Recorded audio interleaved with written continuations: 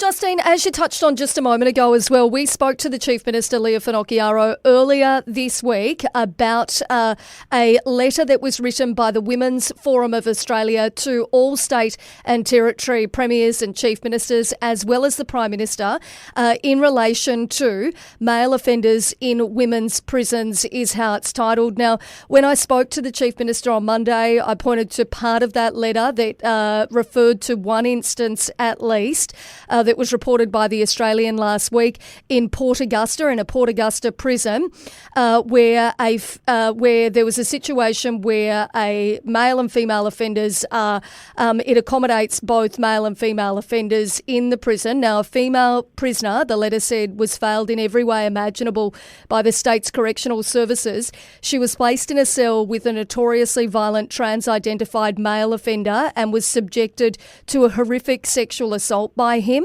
an assault that was not prevented by the fact that he had full gender reassignment surgery. The Chief Minister responded to that and said that there would not be males going into the female prison here in the Northern Territory. Do you agree with that sentiment? I think I'm really disappointed by the way this debate has happened over the last few days here in the Territory. The incident, everyone deserves to be, just as we were talking about, everyone deserves to be safe in prison. Everyone needs to be protected, whether they're a woman, whether they're a man, whether they're a trans woman, whether they're a sister girl, whoever they are, they deserve to be safe and protected. The case that the Chief Minister was talking about happened in 2019 interstate. It's a terrible case. It's not about someone being transgender. It's about violence, and to equate being transgender with being violent is completely misleading. And the other thing to say is that here in the Territory, there is very clear corrections policy about how people who are transgender need to be looked after in the corrections system. I've heard the Chief Minister say several times in the media and yesterday in Parliament that they changed that policy in 2024. I've seen the policy. In 2024, there was a machinery of government change, but there was no operational change. So I'm also curious to know what is the actual policy at the moment in corrections. Mm-hmm. Is that being followed? What's the Chief Minister referring to when she says the policy has been changed? Well, we'll see if we can get to the bottom of that. I mean, should women's rights, though, be taken away or be hampered in any way to accommodate people who identify as women? I'm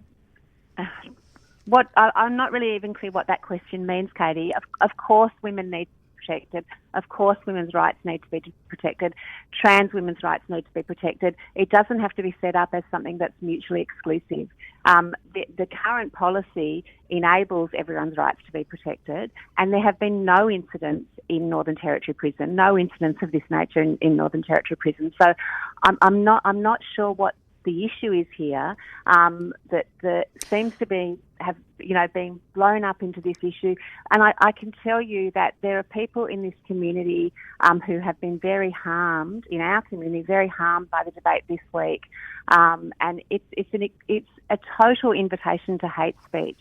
I know social media is a dangerous place, but I can tell you, generally on my social media, when I get comments, they're generally very respectful when people disagree, or have different views. The level of hate speech and vitriol that people have been putting on my social media in relation to this issue is shameful, and it doesn't actually do anything about addressing the issue. If the Chief Minister's issue is that women in prison need to be safe and protected, then let's talk about that.